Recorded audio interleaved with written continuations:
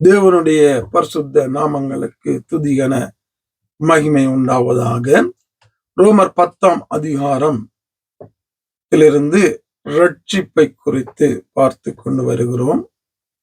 யாரை தொழுது கொள்ள வேண்டும், யாரை தொழுது கொள்ளுகிறவர்கள் ரட்சிக்கப்படுவார்கள், யார் தெய்வம் என்பதை பார்த்து கொண்டு வருகிறோம். அங்கே அவரை தொழுது கொள்ளுகிறவர் 11ஆம் வசனம், அவரை தொழுது கொள்ளுகிறவன் எவனும் ரட்சிக்கப்படுவான் என்று சொன்ன பவுல் கீழே 14ஆவது வசனத்துல அவரை விசுவாசியாதவர்கள் எப்படி அவரை தொழுது கொள்ளுவார்கள், அவரை குறித்து கேள்விப்படாதவர்கள் எப்படி விசுவாசிப்பார்கள், பிரசங்கிக்கிறவன் இல்லாவிட்டால் எப்படி கேள்விப்படுவார்கள். அவரை, அந்த தெய்வத்தை, அந்த ரட்சிக்க வந்த இயேசுவ விசுவாசிக்காதவன் எப்படி அவரை தொழுது கொள்ளுவான்? அந்த விசுவாசத்துக்குள்ள ஒரு மனிதனை நடத்துவதற்கு அந்த வேதம், அந்த சத்தியம் பிரசங்கிக்கப்பட வேண்டும். அந்த சத்தியத்தை கேட்காவிட்டால் அவன் எப்படி விசுவாசிப்பான்? அந்த சத்தியத்தை பிரசங்கிக்கிறவன் இல்லாவிட்டால் எப்படி அந்த சத்தியத்தை ஒரு மனிதன் கேள்விப்படுவான் என்று ஒரு பெரிதான ஒரு கேள்விய, ஒரு முக்கியமான ஒரு காரியத்தை இங்கே வைக்கிறார் இயேசு. மத்தேயு 28:19 சீசர்கள் நேக்கு சொல்றாரு, எல்லாம் போய் பிரசங்கிங்க.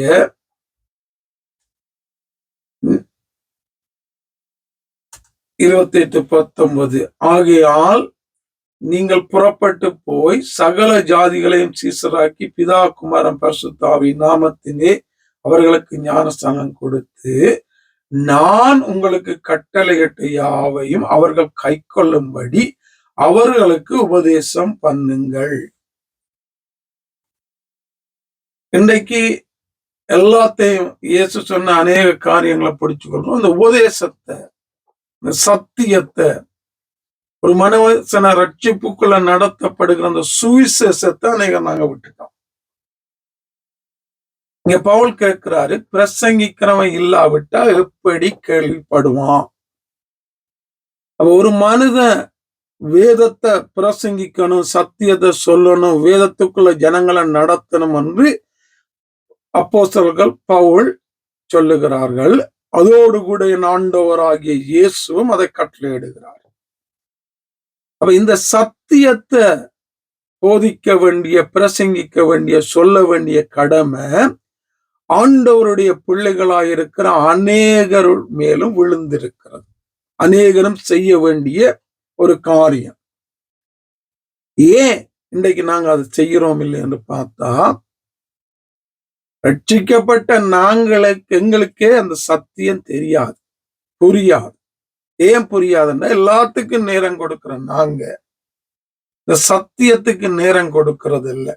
எல்லா குப்பைகளுக்கு பின்னாலே ஓடுகிற நாங்க இந்த ஒரு எங்களை ரட்சித்த, இந்த உலகத்தை ரட்சிக்கிற, எந்த மனுஷனை மாற்றுகிற, தேவனுக்கு நேராக நடத்துகிற இந்த சத்தியத்துக்கு முக்கியத்துவம் கொடுக்கறதுல, முதலிடம் கொடுக்கறதில்ல, அதை தேடுறதுல, தியானிக்கிறது இல்லை.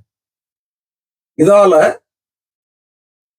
பிரசங்கிக்கிறன்னு வந்துட்டு கண்ட கதைகள், கற்பனைகள், கனவுகள், சொந்த அனுபவங்கள், காரியங்களை சொல்லி ஜனங்களை மாத்திட்டு 1 மணித்தியாலம், 1.5 மணித்தியாலம், 2 மணித்தியாலத்தை டைமை இழுத்து ஜனங்களுடைய நேரத்தை வஞ்சிச்சு தன்னுடைய காரியங்களை நடத்திட்டு போகிற அநேக பிரசங்கிகள் இந்த நாட்கள்ல உண்டு, சபைகள் உண்டு. சத்தியத்தை சத்தியமா போதிச்சாதான் அங்க சத்தியமா இருக்கிற தெய்வம் ஜனங்களை விடுவிப்பாரு. விடுவித்த ஜனங்களை இன்னும் தனக்கு நேராக நடத்துவார். இது முதலாவது. சபைகள்ல போற விசுவாசிகளும் வேதத்துக்கு நேரம் கொடுக்கிறது கிடையவே கிடையாது. நேரம் கொடுத்தாலும் ஒரு அதிகாரத்தை அப்படியே கதை மாதிரி, புத்தகம் மாதிரி வாசிச்சு போறது, அது தியானிக்கிறதுல, தேடுகிறதுல, சரியா விளங்கி கொள்ளுகிறது இல்லை. அப்ப இந்த காரியங்கள் விசுவாசிகள்கிட்ட இல்லாத பட்சத்துல இந்த நாள்ல சத்தியத்துக்கு குறைவு, பஞ்சம் உண்டாகி கொண்டிருக்கிறது. அங்கே என் ஆண்டவர் மத்தேயு 12:34 சொல்றாரு, இருதயத்தின் நிறைவினால வாய் பேசும். உன்னுடைய இருதயத்துல, என்னுடைய இருதயத்துல என்ன இருக்கிறது என்பதை பொறுத்து தான் எங்களுடைய பேச்சு, எங்களுடைய நடக்கைகள், எங்களுடைய செய்கைகள். என்னுடைய பிரசங்கம் கனவுகளையும், என்னுடைய காரியங்களையும், என்னுடைய என்னுடைய காரியங்களையும், எனக்கு மகிமையை தேடுகிற காரியங்களையும் என் பிரசங்கம் வெளிப்படுத்துமானால் என்னுடைய இருதயத்துல என்ன இருக்கு? இருதயத்தின் நிறைவினால வாய் பேசும். இருதயத்துல வேதம் இருந்தா தானே வேதம் வரும், வாயில, நடத்தையில வரும், செய்கையில வரும், பிரசங்கத்துல வரும், ஜனங்களோட பேசையில வரும். வேதமே இல்லாத பட்சத்துல எப்படி வேதம் வரும்? இது இந்த நாட்கள்ல குறைவாக காணப்படுகிறது. ஜனங்கள் எல்லாத்துக்கும் நேரம் கொடுக்கும். தன்னுடைய அப்பாயின்மெண்ட்டுக்கு நேரம் கொடுக்கும், தன்னுடைய பிள்ளைகளுடைய காரியங்களுக்கு நேரம் கொடுப்பாங்க, வேலைகளுக்கு எல்லாத்துக்கும் நேரம் கொடுப்பாங்க. வேதத்துக்கு நேரம் கொடுக்கிற ஜனங்களை காண்றது மிகவும் அரிதாயிருக்கிறது. அதால அங்க பிரசங்கிக்கிறவர்களை காண முடியல, சத்தியத்தை பேசுறவர்களை காண முடியல, அதால ரட்சிப்பையும் காண முடியல. இதுதான் காரணம். அப்போஸ்தலர் நடவடிக்கைகள் வேதத்தை பேசினாங்க.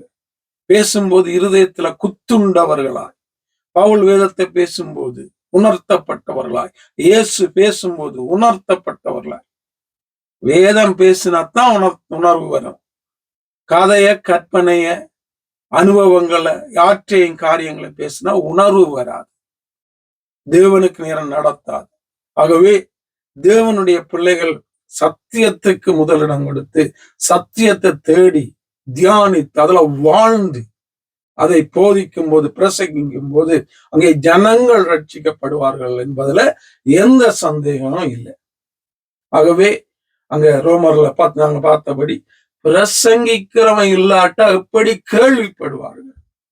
நானும் நீங்களும் ஒவ்வொரு விசுவாசிகளும் பிரசங்கிகளாய், போதிக்கிறவர்களாய், சத்தியத்தை பேசுகிறவர்களாய் மாற வேண்டும் இயேசுவின் நாமத்துல. ஆவியானவர் அப்படியாக என்னையும் உங்களையும் தொடர்ந்து வழி நடத்துவாராக. ஆமென்.